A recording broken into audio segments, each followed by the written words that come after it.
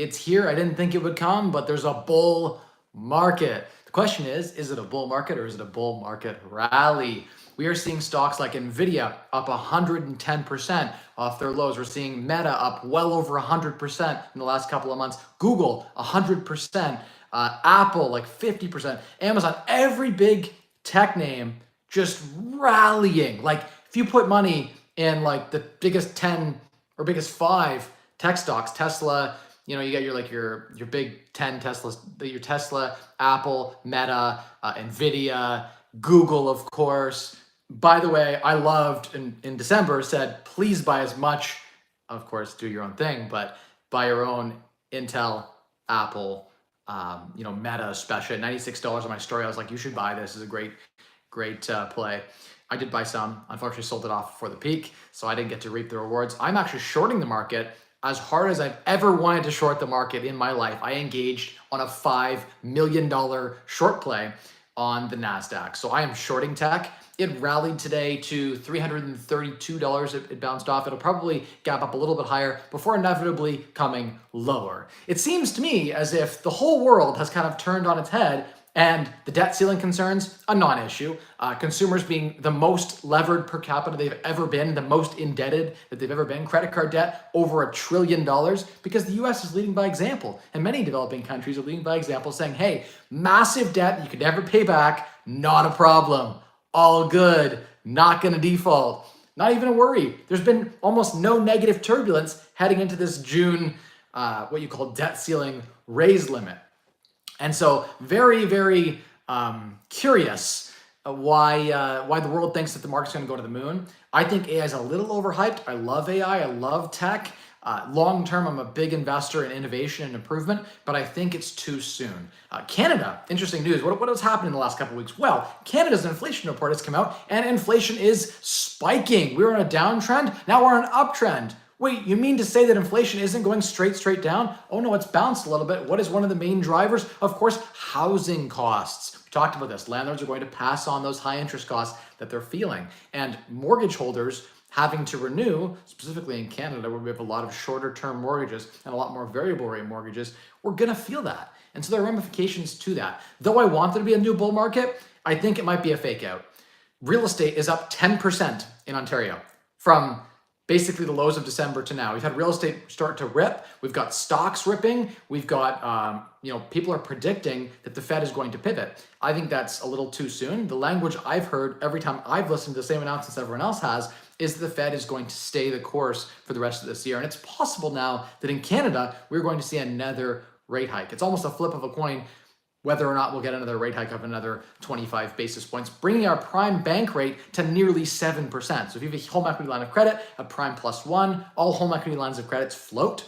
So you have one of those, or you have a line of credit, or you have a business line of credit, that's gonna probably go to prime +1, so that's like 7 + 1 is 8%. In some cases, some of these business commercial loans as well are like 8+2 or prime +2. So you're looking at like 9% rates. I'll just tell you guys the quick and dirty of how this plays out. In commercial real estate, a lot of the stuff floats and renews often. And guess what? The cap rates in Toronto, Vancouver, all the major cities, they're like 4 to 6. And people are borrowing at 8 to 9. Even if they're borrowing anything over 4 to 6, that isn't sustainable. You can't borrow at a higher rate than the asset generates. That just doesn't work. It doesn't make sense. And so I think poop's going to hit the fan, but I could be wrong. I've been wrong before. No one knows with any certainty how the market will perform in the short term. I think we'll see a really good buying opportunity this December. And the guidance seems to be that rates are going to start coming down in 2024. And when they start coming down is when you want to start buying. Not until then, in my opinion. Wait until we have a confirmed downtrend line of like 4 to 6 months of solid data to confirm our thesis that rates are for sure coming down. And the first one has been basically dropped on us. When we get that first rate drop, I think that's going to be the time we can buy real estate and feel really, really comfortable that we're beating things down. Unless, of course, the Fed pivots early, in which case they're making a grave mistake and inflation may get out of control. We're seeing wages rise at pretty high rates, higher than inflation in many cases, and core CPI is also much higher than I would like it to be. And it's sticky. They haven't been able to get in the US core inflation down meaningfully in the last few months. So that's a problem. It's well over 5%. And the Fed funds rate needs to rise and stay above core inflation, in my opinion, to beat it down if their goal is to get it back to 2%. So hopefully we'll see that continued downtrend. I could see an uptick. It's interesting to see how this is going to play out. So I thought it seems to me that we're in a bull market. Today on my short position, I lost today and yesterday I lost about $140,000 on my short position. So it was painful. And I've had iron balls holding on to my short position, not closing it out. So it's been something that I've been tasked with today, is having the emotional fortitude and the ability to delay any emotional involvement in my decision. So I'm trying to keep emotion out of it. Looking at macro, the NASDAQ has moved up almost, like it's up 25% year to date. The entire NASDAQ is up 25% in a little over a quarter. There is going to be a pullback. Even if we're in the biggest bull market you've ever seen, at some point, there will be a couple of days of down, pain, fear, and that's when I plan to unload my short position. Slowly and surely. I'm going to hold a little bit of a short position until I see things are either I'm wrong and the bull market is here to stay and it's not a bear market rally and the world is actually better. And if that's the case, I mean, maybe that could happen. We could get inflation under control. I'm not convinced yet. It could come back down to 2%, which is their target, and I hope that it will. I think that it will. Will it be anytime in the next month or two? No. Are rates coming back down? No, not yet. And the pain of that is delayed. And so we don't know the ramifications of that quite yet. I think we're either probably hitting for a recession, which will lead to rates coming down, but not as soon as the market is predicting. So that's my thesis. That's what I think is going on. Let's go to the Q&A for a second. Ooh, we got a super chat.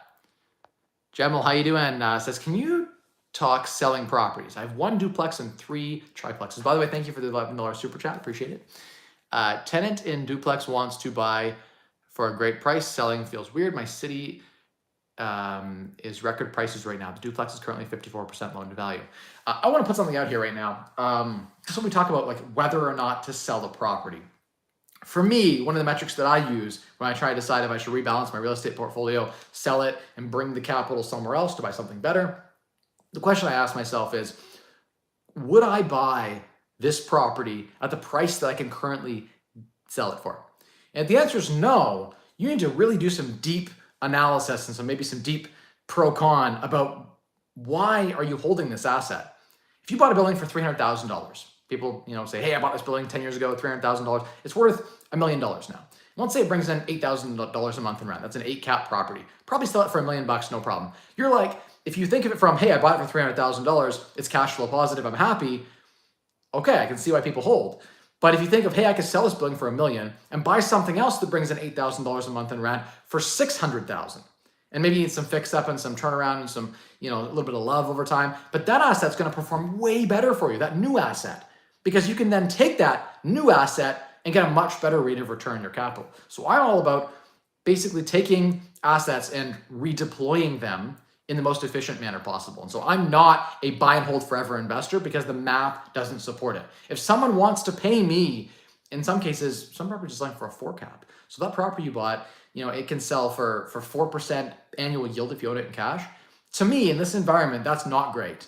And the only reason you might want to hold it would be a tax ramification, which in the US is a non-issue, it's 1031 exchange. And in Canada, might be a non-issue if you think through from how can I, from a tax efficient point of view, sell this asset. And you can actually sell an asset to someone with a vendor take back that defers your capital gain over multiple years. A lot of people don't know this. It's one of the number one pushbacks I get on my stories. I made some bold statements like, hey, most of the big real estate investors that I know, you're shit investors. And I called a bunch of, I didn't call any names out, but like by effectively saying, why are you holding a building that has a 3 to 5 cap? I called out a lot of investors who own properties in London, Toronto, Vancouver, basically any big city. If you own a property right now, including London, Ontario, any city over 500,000 people, most of the time, if it's fully stabilized and set up, you're holding a shit asset. And I said that, and that's bold, right?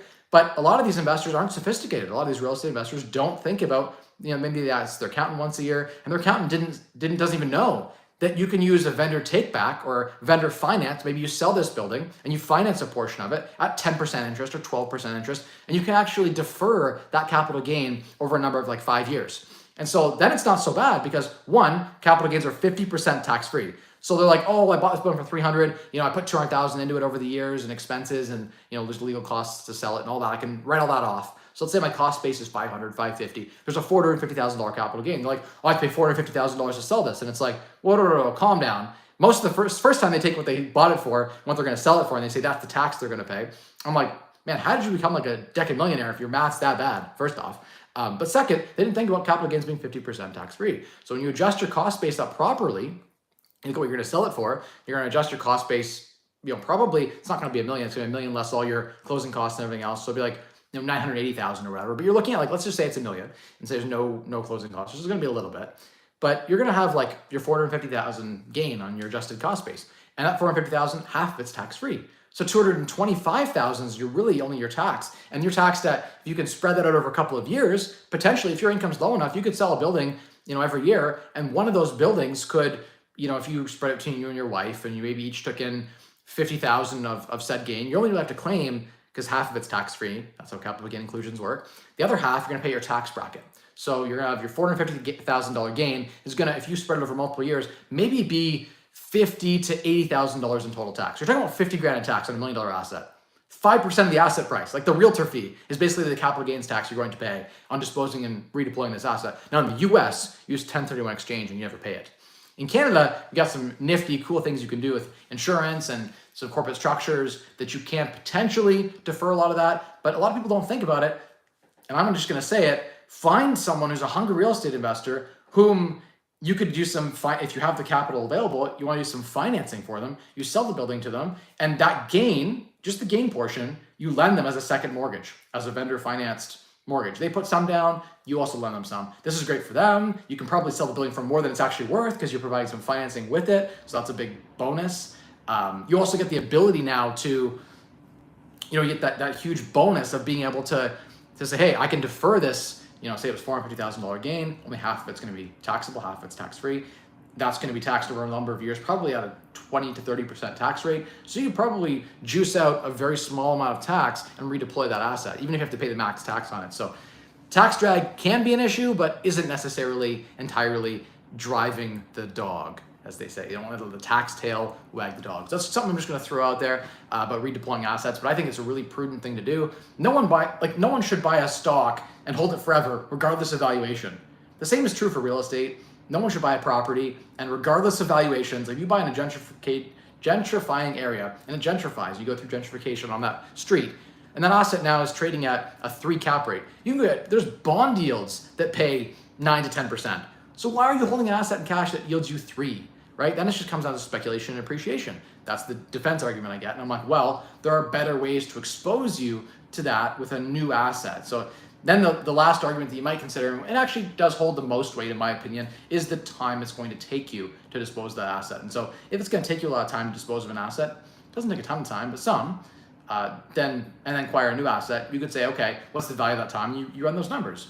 And some of these investors are just so busy that they just don't have time to deploy that asset and get a new one, which is interesting because some of these investors waste a lot of time trying to raise capital, and they have the capital sitting there idle in deals that they could refinance out and put to work. And so to me, it's mind-boggling why people don't optimize, but a lot of it just comes down to like time, effort, even know-how, and think through how this can play out. A lot of investors just buy and hold and don't think about the fact that they can buy and hold, sell their one buy and hold and buy 2 more assets and just be much further ahead from an appreciation perspective, from a cash flow perspective. Leverage is another piece. Like I made this bold statement on my stories the other day about leverage. And a lot of people think debt's bad. Dave Ramsey, he's like, debt's bad, pay off your debt. And it's like, pay off, the debt snowball method that they use is like, pay off your smallest debts first. And it's like, forget the credit card interest debt, pay off the 4% student loan because that's the smallest debt. And it's like, what? That makes no sense, by the way. Always pay off the most expensive, highest interest cost debt first. That's just math. But 2, think through this, guys. And it's like, why would you pay down a 3% fixed mortgage and accept a guaranteed 3% yield when literally you can go and buy a bond fund and make 8% right now? Like, it just doesn't make sense to me why, people make such bad decisions, and paying down debt, cheap debt, is really a terrible decision. Like most debt is between 4 and 6% on properties, especially legacy debt. You don't want to pay that down. You want to pay as little of that down as possible. You never want to pay off your properties. Do you want one property paid off, or do you want 5 properties at 20% down? It's the same amount of money to buy 5 properties at 20% down or 1 property fully paid down. And I've walked through the math probably a half a dozen times in this channel, and the math is much, much stronger from an appreciation and a cash flow servicing perspective, and lower risk because you have 5 assets cash flowing as opposed to 1. You lose a tenant on this one, you're screwed. You lose a tenant on one of these, who cares? The other 4 will cover the one that's down. So you're in a much better position, more diversity, better assets. If you have more of them, you can diversify into many assets. And it's the same amount of capital either way. So never pay off an asset. That sounds contra to what you normally hear. You want to pay off expensive debt. Like if you've got credit card debt right now, pay that shit off before you invest in stocks, crypto, even real estate in some cases. Pay off that debt first. Now, I've seen an argument for people who take on credit card debt to grow like Airbnb arbitrage businesses, or in the middle of a flip, let's say you're almost done and you're like, hey, I need $10,000 to inject into this property to get a huge refinance to pay off this credit card. That can make sense to take on that kind of debt in a short-term perspective. Rather than bring on a capital partner, just go borrow it on your credit card. And as long as you pay it with a plan to pay it off quickly, once you refinance that property and take that equity out, or sell that property and then take that debt out with the equity. That can make sense. In very short doses, it can make a lot of sense. High interest debt over a long period of time is deadly, and very few investors can outperform the cost of credit card debt. There are very few safe investments that you can take on, risk adjusted, that can do that. So anyway, that's my 2 cents on that. David says, hello again from Alberta. When looking at a rental property, do you have an ideal number of parking spots to bedrooms? Well, I wouldn't look at parking per bedroom unless you're like doing what you call like room rentals or like a rooming house type thing. I would say per unit, you want at least 1 parking spot. If it's a big unit, it's going to have number of people, like by people is how I would do it. But if you have a unit that had like number of drivers, when I say people. So if you had a unit that was going to have 3 adults in it, you might want to have at least 2 parking spots for that unit. If it's a 1-bedroom apartment, probably 1 parking spot sufficient. More parking is better. If you're targeting, depends on your demographic too. If you're targeting a student, they may not care. They may take the bus to school and you're in a school zone, university, a college campus, whatever. They may not care as much about parking, in which case it's not as valuable. If it's an asset that is, downtown, and everyone in downtown Toronto doesn't really care about having a car, maybe it's not as important. Or maybe it's one thing that you have a parking spot there and you're downtown, you can advertise that parking spot has some value. Maybe it adds an extra $100 a month to that unit. So it just depends. But by and large, I would say having a parking spot for a unit is a really nice, attractive thing. And if you can offer one that's not tandem, which means like you don't want to have to be parked in by another tenant. You want them to be side by side. So if you can basically find a double wide parking lot for a duplex, if you can make triple wide for a triplex, that's ideal. That way each person can leave independently. That's much more valuable than doing the car shuffle, and tenants do appreciate that and will pay a premium and stay longer at a place for that. So that's my 2 cents on that one. All right, I'll go back down to this for a second here about the duplex and the triplex. So the tenant wants to buy at a great price.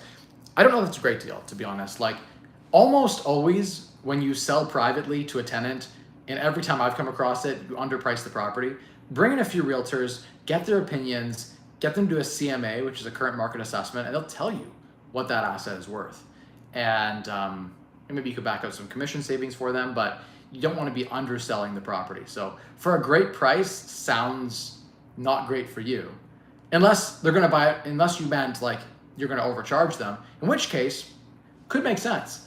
Look at the probability that they might back out or they might have some issues. So look into that. If they're your tenant, there's probably a reason that they aren't a homeowner. And so look into that and make sure that you're making a good decision. Because if you sell it to someone who's, not going to be able to close on the day of closing, that would be a bunch of wasted time. So just look into the quality of the buyer as well. But yeah, definitely, if you can get a great price for you, that's a win.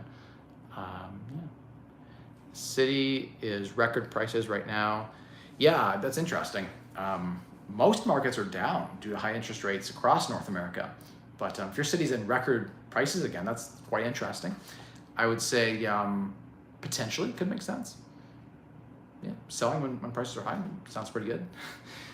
And then the last part was the duplex is currently 54% LTV. So you're also saying that you've got a ton of capital trapped in the deal, about half of it, is your equity in the deal. So your ROI, if it's a 4 cap or something, depending on your cost, your interest rate, you're somewhat capitalized, but you're missing out potentially on taking that capital and better deploying it in other places.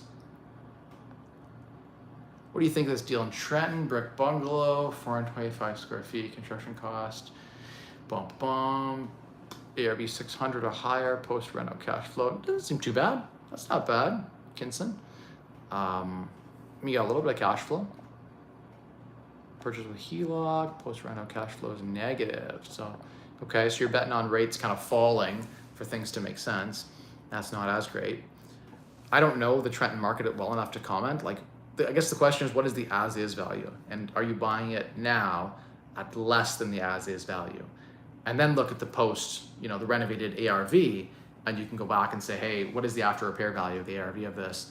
And is there enough margin there for me to do the work that I need to do and still make a good profit? And put a discount on your ARV. Like, do ARV and then take 10% off that, just for like sensitivity analysis to be conservative, and you should be okay. Yeah, sounds decent. I haven't gone deep into it, but David says looking at a duplex with 3+3 bedrooms. That's decent. Single attached garage and 1 paved parking spot in front of the garage per side.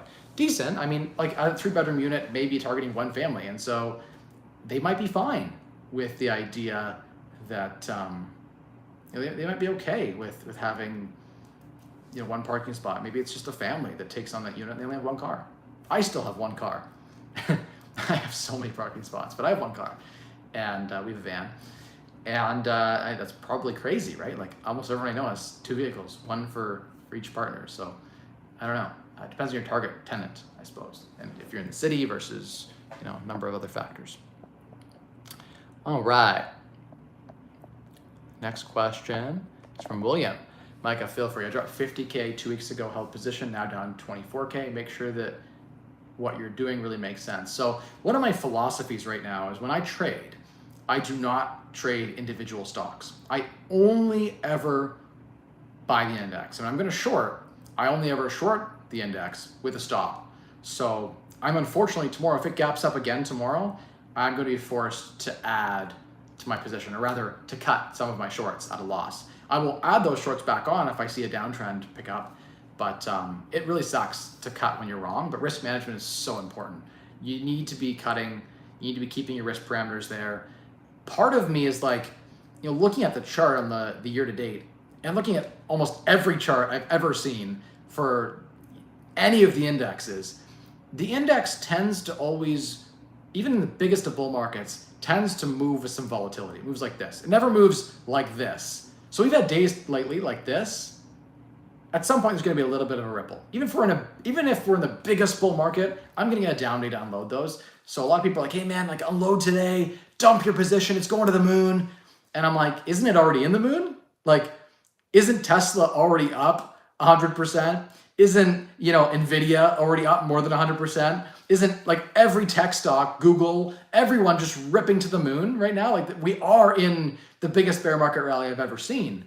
So I mean, how much worse could it get? Of course, it could get worse. It could get much worse. But all we need is one, I think, kindling to light a match, right? Like there's the whole US-China tensions. There's the whole US-Russia tension. There's the whole debt ceiling. There's the fact that we haven't had a bad inflation report in a few months, other than, I think the last report was bad, but the market took it in a good way. Core inflation has been consistently sticky and bad. So that'll be what it'll be. But if I was the Fed, I'd be acutely aware of the fact that core inflation is a problem and not trending down. So I think they need to stay higher. They don't need to go higher on their rates. They need to stay higher for longer. So they can't be cutting anytime soon. And the effects of that on the financial system are not yet entirely felt. Banks haven't all collapsed. Credit markets haven't dried up nearly enough. When some of these small cap, tech stocks can't get capital financing, even if they could, they can't afford it. That's a problem, right?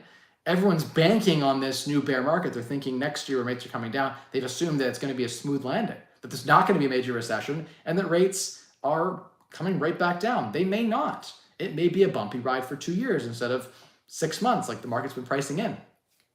All of that to say, none of us, with any degree of certainty, know exactly what's going to happen tomorrow. We can go out even a year and have some predictions of how things may go and look at some of the analysts. And that's all I do, is look at other analysts in the space that I respect and look at their opinions. And I think there's a lot of chop ahead. I'm not bullish at these levels. I have now sold most of my long positions. I still have some dividend stocks that I'm holding from a cash flow perspective. But when I look at like the NASDAQ and I look at the composition of tech stocks in the US right now, I see a ton of overvalue. It could go higher, like we were at higher highs than now a year and a half ago, or into January, right, of last year. And so when everything's done and inflation's fixed and rates are back, it's possible that we race past those valuations, especially using things like AI to do some of the heavy lifting and make basically all these companies more efficient and drive GDP to new levels, with the input being capital input and machinery as opposed to labor inputs being less and less valuable going forward. So it's an interesting change.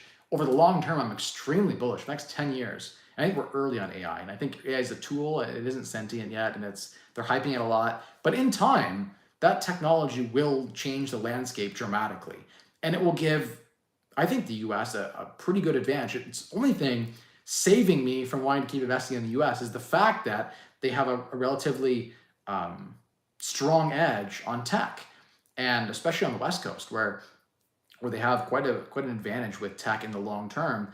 And whoever owns the AI owns everything into the future. And so that's, as tech advances, I think there's going to be a lot of productivity increases and decreases in cost inputs. And having a billion people versus having 100 million people won't be a big, or say 200 million people versus a billion people. That difference between like the US and China, or the US and India, where they have a lot of manpower, that's less and less valuable. Like manpower is going to drop, I think, in value. It'll be skilled manpower operating AI that will deliver insane productivity increases. And so it's possible that we do get a really nice run over the long term. But short term, there's a lot of pain ahead. And I could see a further financial collapse happening. Even in commercial real estate too, there's some writing on the wall of that being the next door that could be knocked. And so, I'll say it, I continue to buy real estate assets. I continue to have a portfolio of stocks, but my tech exposure in the US right now is almost nothing. In fact, I'm short the market, and that may change. If we see a drawdown, I may get back into some of these names, and could be wrong. And if I am, correct the strategy. The most important thing is not letting ego, play too heavily into our decisions as investors. We need to be non-biased and looking at data. And I just don't see a lot of really strong catalysts for further upside beyond speculation. You see companies trading at 150 PE ratio. We're not in the same environment we were post-COVID, where everything was 1% interest rate and we could use discount rates that were super, super low because there was no better opportunity. There's a ton of bond and real estate yield stuff. You can lend like private mortgages and stuff where you can make double-digit returns, like 10% plus. And that's those opportunities were rare a year and a half ago, unless you took exorbitant amounts of risk. And so we're in a totally different environment. And so for me to get behind the valuations in tech right now, I just can't at these levels with this amount of risk at the table. There's just so many downward catalysts just waiting to flip. So what do I know? AOE in the background, a man of culture. Harriet, you know what? I love Age of Empires 3. I used to competitively play. I was very, very good at one point. Age of Mythology, actually, I was very, very good too. I was in the 1800s ranked, going towards 1900s. I also played World of Warcraft competitively. Everything I do with fervor and passion, and I like to do it well. And so I compete. It's just who I am. But yeah, man, that's a great game. Grew up on Age of Mythology and Age of Empires. Those are great strategy games. I grew up on Star Wars Galaxies Online, where I was, I actually didn't even play the combat version of that. I opened a number of shops and built my own city. There's millions of people in this online world, and it was based in the Star Wars ecosystem, but we had our own planet. And in my server, I was one of the top doctors, and I was the top, I actually sold product. And it was a fantastic game. You could get in there, and I had an entertainment division going where we had a number of dancers in the canteen. I gave buffs to the fighters. It's at 8 years old, that's where I learned economics. And I learned how to be one of the richest people on the server.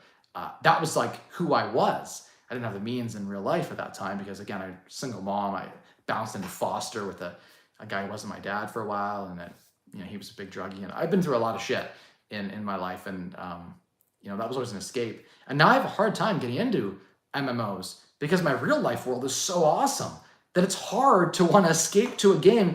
Like the appeal of the online MMORPG, I used to have like friends on there that I could go to. It was like my world, my community, and I was kicking ass. And now in real life, I'm kicking ass. And it's hard to want to escape when, like, what's the point in grinding? The grind was the fun. That was the grind was the journey. And that was the fun of it. So I have a hard time now. I do occasionally fire up Age of Empires, Age of Mythology, some of the classic strategy games and play just for fun. But it's hard for me now to get into, I just play a lot of League of Legends too, which is more of like a MOBA. That was in like, college, university with friends and stuff. And now I have no friends that play it because I'm old and washed up. I miss the days, like I will say this, if anyone who's watching this, who's like, I just turned 30, so like I'm old now. All the friends who are watching this who are like 20, and you guys are watching this right now or watching the replay, enjoy those years. Like, it was just so fun doing a lot of things that aren't fun as you get older. It's weird. Like, I now have the time to game whenever I want, and I don't game that much anymore. And it's like all my friends I used to play with, they're all working jobs and have families and are doing stuff and don't want to play. And so that's, I don't know, it's kind of sad. But we have nostalgic, memories to look back on, and life is good. I can't complain. I did work a little too hard probably through my 20s. Through my late teens and 20s, I was working like 2 full-time jobs almost the entire time. Through my entire university 4-year degree, I worked a full-time job. So like, I didn't have near as much fun as I should, but I still would get off work and spend 4 hours gaming before I go to sleep. Like, I don't know, you make time for it. But not as much anymore. I want to get back into it. It's something I should start doing again. All right. John says options are a hell of a drug. They so are. Just in general, it's so hard to, like, when you have those up days, it feels so good. Like when you're right about something, when that short finally plays out, it's going to be fantastic. It's going to be like that feeling I get is just unreal. Part of it's ego, but part of it's just like when you're right about something and you put the research in and it plays out, it's not the same feeling I get like in real estate. Like in real estate, I don't know, like with real estate, you put in a lot more effort for the result. And so the result is earned and in a way that's tangible. Whereas like, so to say, or I guess the way I'm going to say that is like, I appreciate my gains in real estate more. Like I'm crushing deals all the time, and I should start sharing that more. We do a lot of great things, and I get a lot of things done. I have a small, family flip business, and I continue to acquire assets. And like we just bought this amazing cottage that I'm super excited for. It's got like 30-foot vaulted ceilings. It's on the lake, on Lake Huron. Just a beautiful project. We have 5 cottages, 6 cottages now on the water projects that we're taking on. We're gonna start bringing it on to some of those back onto Airbnb, and I'm going to flip a couple of them. So if you're looking to buy a cottage, I've got one that's got a 5-bedroom cottage and a 2+3 plus 3 on the main cottage that's going to be coming for sale as well in Port Franks. So if someone's interested in that, we've got some pretty cool assets that'll be coming up. And I like buying stuff that's just undervalued and taking it from undervalue to just quality, a quality asset. And that reposition feels really good. In the stock world, you're guessing and you have no control and you're relying on management. All you can do is control your entry and exit on the options. And I will say this about options though, versus like, I don't trade stocks at all. I use options on stocks because again, you can control stocks with less risk using options. And the nice thing about that is you're basically, if you run the options wheel and you primarily are selling deeper calls and deeper puts than the ones that you're on the spread, let's say, you sell deeper ones, so you're collecting some decay. And you can buy a put and you can buy a call that are maybe way out, that are gonna be there for insurance purposes for yourself. But primarily, if you're deeper in the money with that spread and you're basically in a credit position, you're gonna be collecting what's called theta decay, which is the idea that you're selling insurance, and regardless of how it moves, you're agreeing to sell insurance. And so as time decays, you collect a premium for that. And regardless of the way that the market moves, you make money. So when you can set those trades up, especially in the last couple of weeks, like I collected like $250,000 in premiums. No joke. In the last month, I've collected over $250,000 in option premium. Not even guessing the direction, just having those contracts, selling them at 0 days to expiry in the morning and closing them out before the end of the day. Trying to stay neutral, not going long, not going short. Mind you, on Friday, I went really short, and so I'm on a new strategy right now. But up until the last 2 months, all I've been doing is just collecting premium every day. So that's a really nice strategy, because when you run the options wheel in the long direction, meaning like, so I'll give you an example. You guys would, on a really, really down day, like when the market's down 1% or more, you pick the stocks you really like, or honestly, I just do the indexes. Forget trying to buy individual stocks. It's too risky. People blow up their accounts. Just the S&P 500, SPY is one of the tickers for that. Type in SPY in your computer, you'll find it, you can track it. It tracks the S&P 500, automatically adjusts for the biggest 500 companies. There's some safety in diversification. Go to the SPY, it's well traded, lots of liquidity, lots of options, contract volume, so you can get some really great deals. And it's liquid, so if you need to get out of it quickly, you can. So liquidity is super important. You want to be able to have that option. S&P 500 SPY. Go on a down day, go sell, some puts. You sell a few puts. Worst case, you're basically selling puts is agreeing that they can put those shares in your account if the stock drops below, if the index, I guess in this case, the S&P 500 drops below a certain level, say 2% out of the money. So you say, hey, if it drops another 2%, I'll buy the index off you. So someone's bought insurance and they bought it off you. So you sold the put insurance. And the best case scenario is that it trades sideways over the next couple of days, or it goes up and down, but it's at the same price as when you sold it on that red day, in which case you get money from nothing. You don't get any shares, you just collect $1 a contract, which in some cases could be a 50% annualized return. It can be a really amazing return. If you're wrong and the stock market goes down, if it goes up or it goes sideways, you win. If you're wrong, when you sold puts, you get assigned those shares. And so when you get assigned the shares of the S&P 500, no big deal, because over the long term, you always win. An index will heal all wounds. When you get assigned that, as soon as you get assigned it, well, now you get to buy it at a 1 or 2% discount on the day that you sold it. And if it went lower than that, that's fine. You want to buy anyway. You were good to buy it at, say it was 400, and now it's 390. You were cool to buy it at 400 with a $2 discount. So you're cool to buy it at 398. Now it's at 390. You got your cost base is 398. You can wheel your way out of that now. So the awesome thing about the wheel is once you're assigned the shares of the S&P 500, now you sell covered calls, never naked. Naked is dangerous. You can get burned. You sell a covered call. So you sell a call on the existing shares you now hold in your account. And you sell a call, which means you give someone else the right to call your share away from you at a set profit. And you say, hey, I want to make a 5% profit. And you just sell it on a green day, on a day where it's really euphoric, you got your shares, and you sell them. And you say, hey, I'm okay to get rid of these shares that I got assigned, because I'm going to run the wheel again on the shares with some puts in the next down day. I'll get rid of them for a 10% profit. You sell that, and you got a 3% profit no matter what. So if it doesn't get to that high point where you've agreed to sell your calls out at strike price, then of course you're going to keep your shares, and you get to keep the money you sold in that insurance, and you continue to sell calls on your existing S&P 500, and eventually one of these days is going to be a down day, or it's going to go down enough that your shares get called away from you, and boom, your shares are gone, and you've got a guaranteed profit. And you do the exact same thing again. You sell puts on the S&P 500, and you run the wheel around and around you go. Even if you're wrong, the direction never goes the way that you want. Run it in the long direction, because you never lose if you're in the long direction. The S&P 500 over a 10-year period has never been down. I can't think of any period. Over a long enough period of time, you'll always win. Individual stocks, you can get slaughtered. Stocks can go to zero. The index can never go to zero. So your downside is just so much less with that. And you can collect what's called theta decay. The theta decay is only on selling options. So you sell calls, you sell puts. You can run it the other way too if you're shorting the market, which is something I've been doing. It's a more advanced strategy. Don't do it, because in general, when you short the market, you get burned. Bears lose. Over a long enough period of time, bears always lose. So don't be a bear, be a bull. So do as I say, not as I do. All right, let's go down here for a sec here. Oh, I got a lot of questions building up. Boom, boom. Ghost says, thanks for the live stream. How would you do real estate business with friends, making sure nobody is effed in the deals? It goes sour often. I hear lots of stories of family having struggles and friends having struggles, and I can't tell you over the years some of the struggles I've had too. Try to find a common ground. try to lay out a good joint venture partnership at the start. Do as I say, not as I do, and plan things out really well. Discuss possible worst case scenarios and how those play out.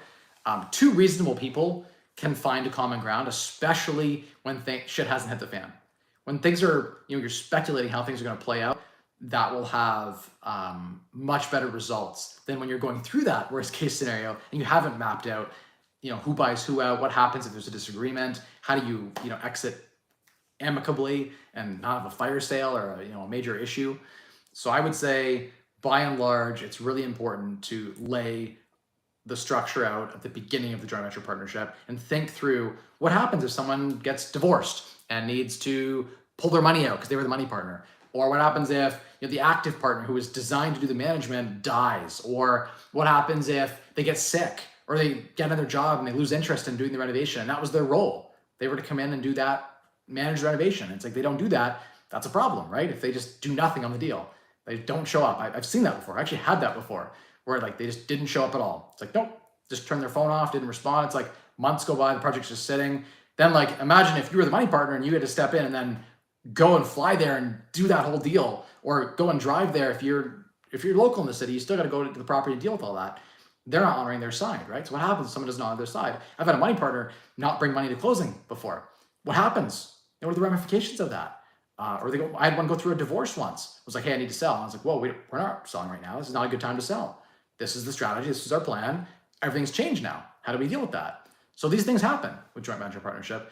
In general, if you can do solo deals for your first couple deals to build experience, you should.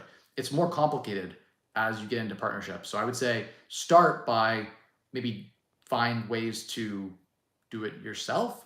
Or if you want to partner with a money partner, and they're your uncle or whatever, maybe you could offer your uncle a fixed return. Say, hey, we fund this deal, I'll give you a 10% fixed return. I'll pay it, like a guaranteed 10% annual yield. And they're probably like, yeah, 10% is great. Most family members might even be like, we're family, I'll give you 8%, I'll give you 7%, whatever. Less so now in this environment. It was really easy. I know people who are getting family loans at 5%, a year ago when rates were still low. So that was a lot of ways that people were financing their business. And instead of bringing uncle on and having him, micromanage and tell you why'd you buy that faucet for $150? Why'd you pay the contractor this? Why are you doing this paint color? And they're fighting over it. It's like, maybe you could structure it so he's in first secured position and he gives you, or even second secured position and gives you a mortgage. That's way smoother than bringing them on as an equity partner. And maybe you say, hey, I'll give you an 8% fixed return and 15% of the profit when it's all said and done. And you set up as debt. So they're safe, they're secure, there's no risk. If shit goes wrong, they're gonna take your property. They're the debtor, they have all the power. So you can set up a partnership in a way that could work maybe better for everyone. There's lots of ways to think through it. I could spend all day trying to think through some of the strategies, but yeah. Hong Kong Fui says, Mike, I don't get how you can accurately assess the value of a property if there's no recent comps. You just estimate value based on potential rents. So a great way to come at valuing property is to look at the same three ways that an appraiser would look at a property. And there's three key fundamentals to an appraisal, or to valuing property rather. First one is replacement cost. The second one is comparable analysis. And the third one is the income approach. And I'll kind of go over all three real quick here. So the income approach is to take the rent of the building, all the revenue, if it has coin laundry, whatever's going on, all the sources of revenue, you map those out and build a financial spreadsheet where you map out all your revenue and then you map out all your costs. And you map out your property taxes, your utilities, your property management, your insurance, all of that. And you're gonna get a net operating income.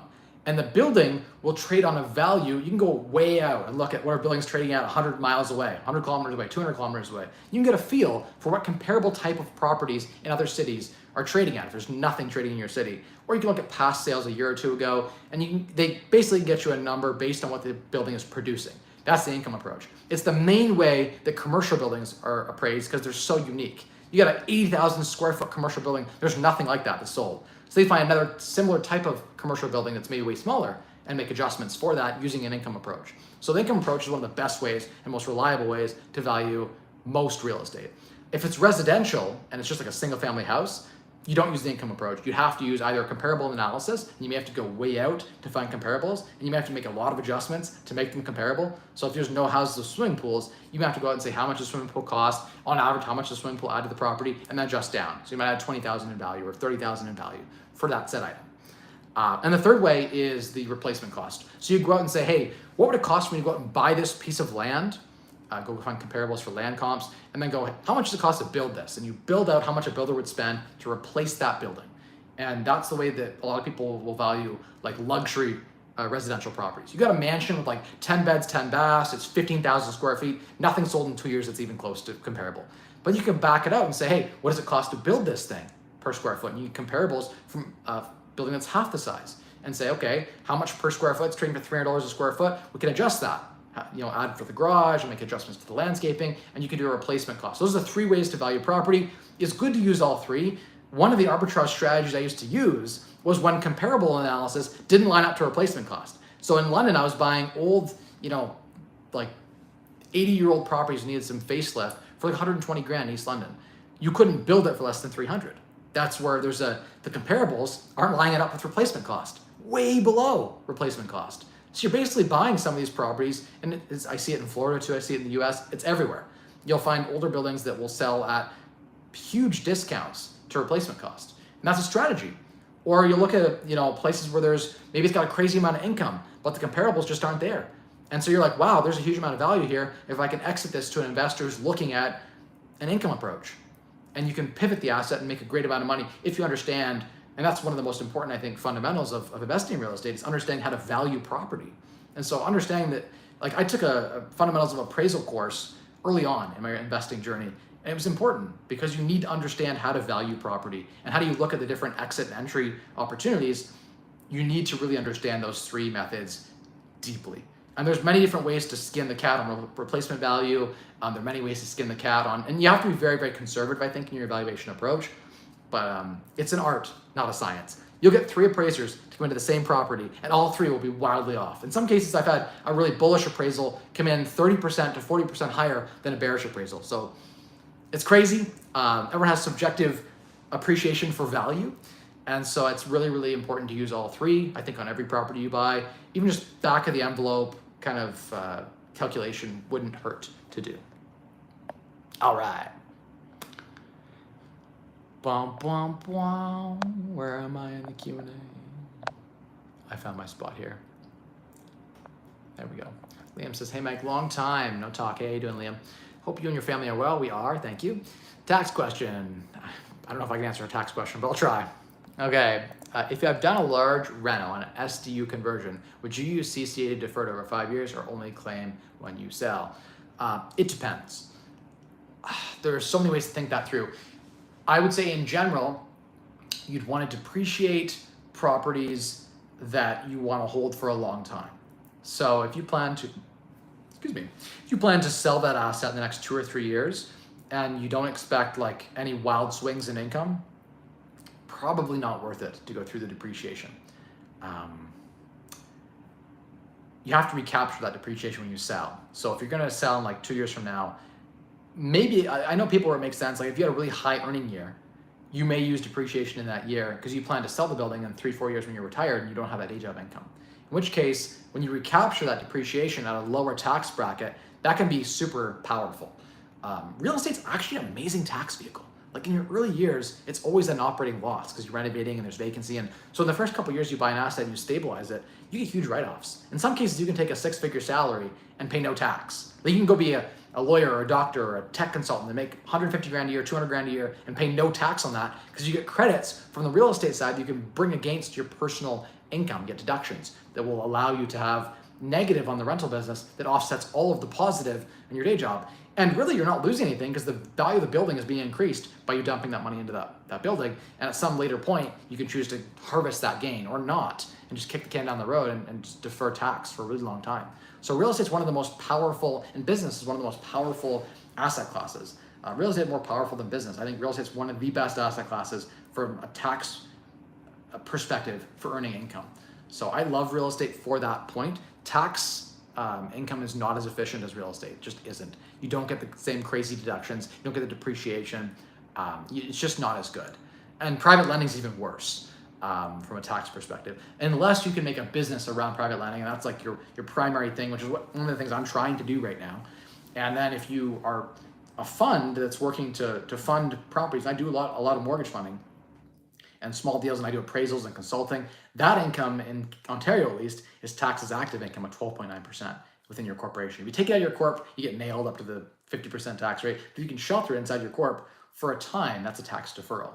And so otherwise, passive income, Trudeau made it so that in Canada, especially in Ontario, passive income is like 56% tax. So when you lend at 10%, you get to keep 4.6 of it, 4.5 of it. It's just trash. Whereas if you get a capital gain, you get to keep like 7.5 out of 10%. So a capital gain is way better than interest income or business income.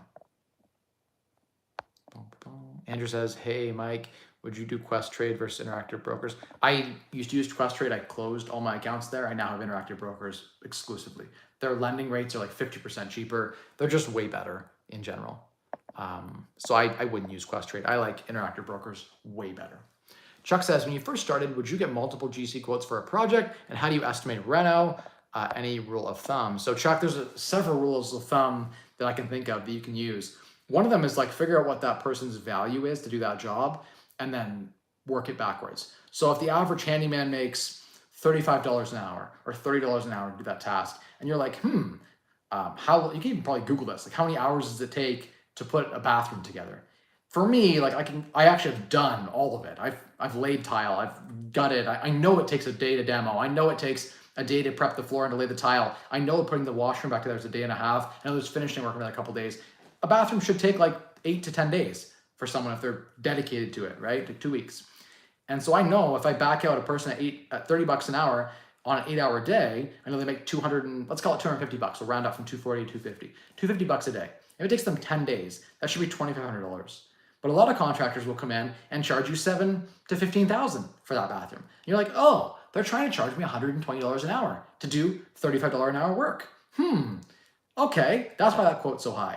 And if you didn't know that, you know how long a task takes. Almost every task, I now know how long it takes. So I can back out what is the industry hourly for this role. So what does a tiler make? What does a handyman make? Whatever. You can back out whatever the task is. You can back out what the average person, subcontractor, would make in that field, and then multiply it by how long it would take. And then you can figure out how much of a markup they're giving you on the business. The worst is when someone comes in and gives you a quote, and they're getting someone else to do the work. And so they got that person to go do the work for $5 and they charge you $10 and they make a profit for managing it. And they're doing nothing. They're literally going in and just watching the other person do the work, maybe supplying some material. There's not nothing to management. There's some work to GCing, but yeah. So the way that in the beginning you're trying to get costs down is by understanding and bringing in multiple quotes to understand what the market pricing is for guys. And there's a variance, right? Like your $20 an hour contractor is going to suck. They're going to be unreliable. There's going to be quality issues. You have to walk behind them, make sure they do things properly. Whereas your $70 an hour contractor is going to be awesome and show up and do a great job. But every hour he works is equivalent to like almost a half a day of the $20 an hour guy. So is he that much more efficient per hour? Sometimes, actually. I've had some contractors that are so good, they can get a bathroom done in 3 days. And that has value because now that washroom is done quickly. You can get the property on market. If you have other tasks going on at the same time and you got the bathroom being done at the same time that the painters are finishing the main floor, if it takes 10 days or 3, there's no savings there because the renovation isn't going to be finished for a full month anyway. So if you've lined it up properly, it might be the case that time savings is worth nothing to you. And so you get the cheaper guy in to do it, right? So get lots of quotes. That's the one way you learn, and be present on site and see how things are done. Google's fantastic these days. You can actually get cost breakdowns for almost anything. It won't be accurate to your location, but it'll give you a pretty good idea. You can watch a YouTube video at 10 times speed or whatever, fast speed, 2 times speed even, and see how a bathroom renovation's done. You watch a 5-minute video, 10-minute video, do a little bit of market research, you'll know exactly what's involved in said task. So YouTube's a fantastic resource for that. Yeah. I went long tonight. I'm supposed to be starting to try this, 30 minutes of free Q&A and then my private stream. So the website's almost there. I'm picky about the photos and I got to spend a little bit of time to make sure it's polished and I got to do a practice run. Next couple weeks, I'm going to drop a link and we're going to do it. We're just going to beta test it. We're going to try 30 minutes of the free, like always, and then 30 minutes of a private membership group. I don't know what it's going to cost. It'll be free in the beginning, I think, and then I'll start charging something for it. And we can do some really cool stuff offline. Often, won't be available for replay in the same way that the free stuff is. So I can say things that maybe are less politically correct. so to speak. I can deal analysis that's private because I might not want to analyze your deal on the air because everyone's going to see it and someone might snag it and competition issues and whatever else. So some distinct advantages to what we're going to do with this. And I can also like monetize, make some money because right now the channel makes nothing, like literally nothing. $50, $100, nothing. Is it worth becoming an immigration consultant by getting the license and making it a business? I don't know. If you get enough customers, maybe. I haven't looked into that business. I have no idea. Maybe. You could have an edge there, potentially. Which AoE civs? So I started maining Russia. So in AoE 3, I play Russia, British. I've played every civ. So there's no civ that I can't play well. But my best civs would have been probably Russia or British. I played the Dutch rush for a while, the pike mix rush. And I could win the game in about 4.5 minutes. I was super fast. I would age at like 1.5 minutes. I was really fast with the Dutch rush. And if I did a 2v2 and I had a good partner who would rush with me, no one could stop us. But yeah, it depends. Like the British house boom's fun. Russia, I love my rush with Russia. I love my boom with Russia. But I could play all the civs fairly well. Yeah, it's fun. It's good times. Doing any landscaping on your properties? No, I mean, landscaping's not something I usually focus on our rentals. We do a little bit, we keep the bare minimum up, but no, landscaping's not something I enjoy. It's not something that I do a ton of. When I put my pool in this summer at my house, we'll do landscaping after. I'm waiting on that because there's no point in landscaping if I'm going to be tearing up the yard when the pool goes in. The permit's approved now. It took a while to get that approved with the City of London, and I had to pay someone to get stamped grading drawings done, which is a pain. But hopefully the pool guy shows up. He's been about 1.5 years since I gave him the deposit, and now he's not responding. So fingers crossed that I hear back from him. Something just happened. He lost his phone, hopefully. So see how that goes. Contractors can be very, there's a lot of really scummy contractors out there, and hopefully it's not one of those. But yeah. Is it worth doing multiple jobs without the employer knowing? Yes. Moonlighting is the best. Hopefully it's your own business, so you can kind of call your own hours. It would be the worst if both employers need you for like a meeting or something. That would be horrible. But if you're working your own self-employed business while working another business, nothing wrong with that. That's just hyper productive. I've always been that way. Always operated with that mindset.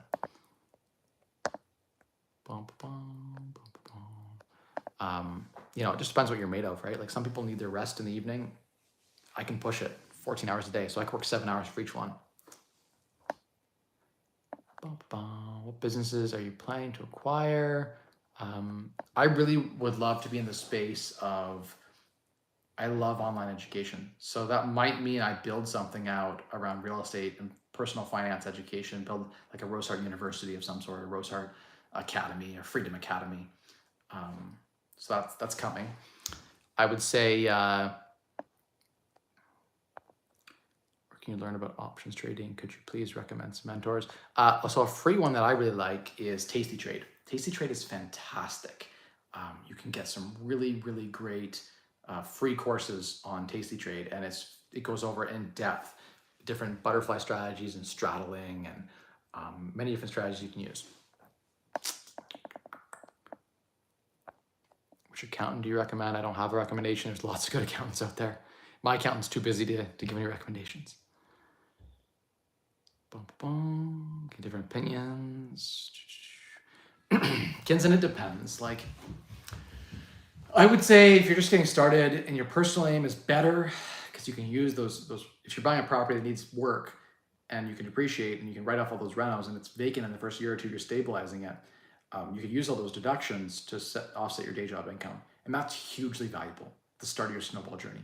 So I almost always say start with personal and then move to corporation once you have like 5 or 10 properties. That's my thoughts.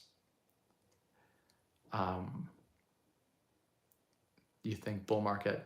I mean, no, I think we're going to go into another bear cycle. I think it's a bear market rally. But, I could be wrong. I would say, who knows? We are going to eventually go into a bull market. That will happen. Maybe next year. I don't know. Maybe this year. More than likely, we have another pullback before we see the next top. When that happens, I don't know. All right, guys. The secret to unlocking wealth through you is 3 levers and control your financial future. It's 3 things you got to do: spend less, earn more, and maximize returns on the difference. This channel is all about finding ways for you to do exactly that. See you guys next week. And as always, you know where to find me on Instagram. I'm Mike Rosehart. Facebook, Mike Rosehart. Both have a blue check mark if you're looking to find me. Don't find the fake accounts. Look for the blue check marks. Verified. Thanks, guys.